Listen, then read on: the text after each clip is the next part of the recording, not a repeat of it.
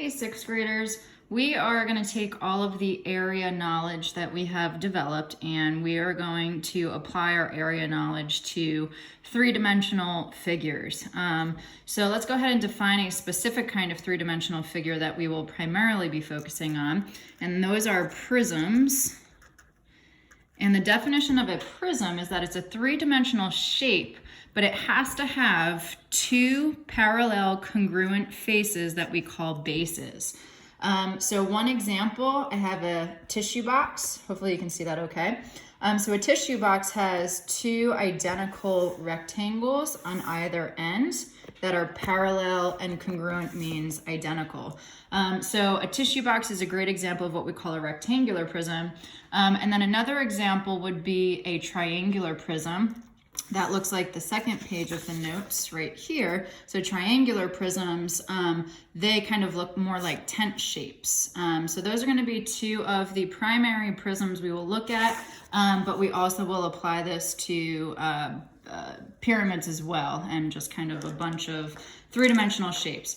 So let's talk about what this idea of surface area is. So surface area is the total area. Total means to add, right? Finding the sum, the total area of the faces of a three-dimensional figure like prisms. So what we would do is to find the surface area of this tissue box, if I go back to this example, I would have to calculate the area of every single face. Now a face on a three-dimensional figure is the part that's on the outside. So I have a face here, a face on the side, the other side, the top, and the bottom. And if you were to analyze a tissue box in particular, you would see that the front is identical to the back, the two sides are identical to each other, and the top is identical to the bottom. And you're going to see me using that to my advantage because when things are identical, if I'm finding the total area of those two parts, I can just double them. So we'll get to that in a little bit. So again, to find the surface area of an object, you are going to find the area of each face of the object and add them up. And actually, as I go back here, I think what I meant to say for this definition is that it is the total area of the surface of a three-dimensional figure. I apologize. I really wanted it to be surface. The faces still works, but in general, it is the entire area of the surface of the two-dimensional figure. So we're not talking about the inside. The inside deals with volume. Surface area deals with the outside of the shape. So really it would be things like, I don't know, finding out how much wrapping paper you need to use to cover up this tissue box. That would deal with surface area. Okay, so let's jump into an example. So we have a rectangular prism that kind of seems like a tissue box stood up, and the dimensions are 3 by 2 by 6, okay?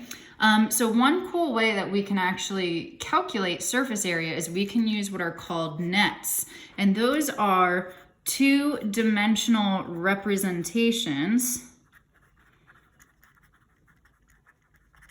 of 3D figures.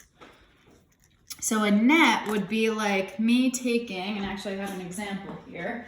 It would be like me taking a cereal box, okay, and literally breaking this entire thing up and undoing the whole thing. I'm not going to do this right now because I'm going to save this for our video together during Zoom. But what I would be doing is breaking down this box. I'd be opening up the sides, and if I like cut along the side and unwrapped it all and laid it flat, that would be the net. So it's basically just kind of like breaking apart the shape and laying it flat. And the reason why that's helpful is because now really what we just created is a composite figure that you boys and girls have already learned how to calculate the areas of. So let's jump right in. So I have rectangle, rectangle, rectangle, rectangle, rectangle, rectangle. I have a bunch of rectangles to calculate the area of. So this is the top, and the dimensions are 3 centimeters by 2 centimeters. Now, if you can see, this top part is identical to the bottom part. So I will be able to just double that rectangle. So I'm gonna go ahead and start over here. Area of the, I'm gonna say the top rectangle, okay? The area, it's a rectangle, so it's length times width. So this is going to be 3 centimeters times 2 centimeters, which gives us 6 square centimeters. That is identical to the area of the bottom rectangle. So I'm going to do this. B for bottom, the bottom rectangle will also be 6 square centimeters because it is identical to the top. All right, let's take a look at the side, and I'm going to try and do that in purple. So the side here, the dimensions are 6 by 2.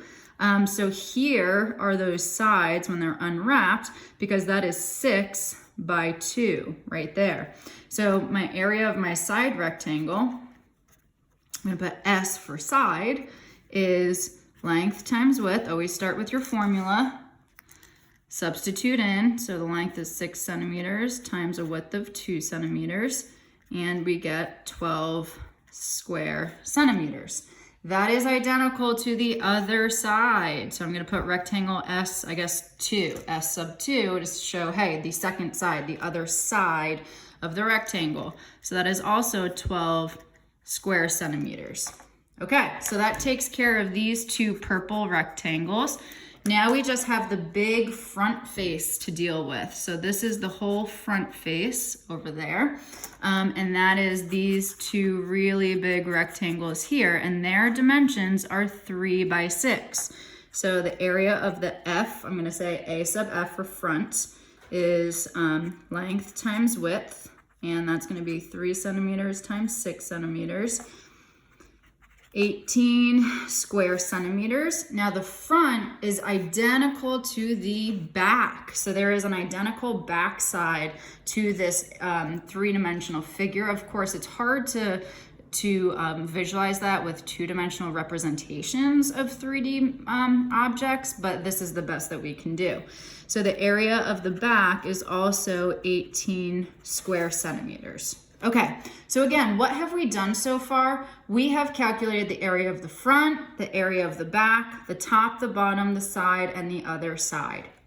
And now what I'm going to do to find my total surface area, and this is what you're going to see in my answer keys, you're going to see I write SA for surface area. The surface area is the sum, it's all of this, it's the entire area. So we're going to combine all of these together, which means we are going to add. So it's going to be our 6 plus our 6 from these 2. It's going to be our plus our 12 plus our 12 from these 2, plus our 18 plus our 18. Okay, so we're going to combine all of these together. If you want to do it more condensed than what I did, feel free to just know that 6 and 6 is 12. 12 and 12 is 24, 18 and 18 is 36, and if you want to just use those numbers, you can.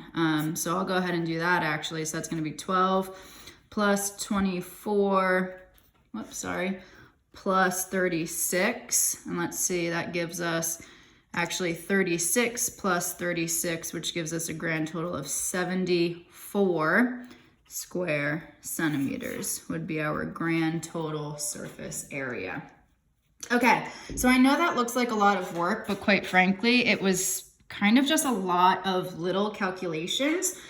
So what I'm gonna do is I'm gonna try and condense this a little bit over here, and I'm gonna go ahead and double, the top and the bottom right away as I calculate it. So let's go ahead and take a look. In this picture, in this picture, I didn't draw kind of what the back would look like. Feel free to go ahead and do that on your own if you would like to. And that's kind of what it would look like. So if that helps you to kind of see this as more of a 3-dimensional figure, go ahead and do that. If not, disregard. So what I'm going to do is I'm going to find, let's do the area of the top and bottom first. So here's the bottom, and the dimensions are 3 by 5. So I'm going to say area of B for bottom, or I'll even put bottom, B-O-T. Well, that's going to be length times width, which is 3 inches times 5 inches, which is 15 square inches. That's exactly the same as the area of the top is also going to be 15 square inches. Next calculation, let's go ahead and do the sides. So the side is 5 by 8.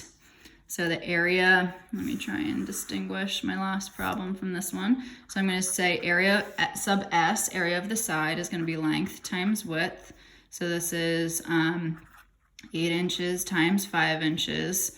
So that's 40 square inches, and that's the same as the other side, S sub 2, and that's also 40 square inches, okay? And the last part we need to take care of is the area of the whole front face, which will be the same as the area of the back face. So the area of the front face is 8 by 3. So I'm going to say A sub F for front is length times width. That's going to be 8 inches times 3 inches, which is 24 square inches. And that is the same as the area of the back, A sub B, which is also 24 square inches. Our total surface area, so now I'm going to jump right into surface area, SA, surface area, is going to be all of these parts added up. So what I'm going to do to make this a little easier, I know 15 plus 15 is 30. And I know 40 plus 40 is 80. And I know 24 plus 24 is 48. So that kind of eliminates some steps for me. So we've got 110 plus 48, and that gives me a grand total of 158 square inches, and that is the entire surface area of that rectangular prism. It describes the area of all of the faces of that rectangular prism, so it describes the amount of space around that entire object. Just for the sake of the length of the videos for uploading purposes, I'm going to go ahead and pause here, and I'll do the back side on the next video.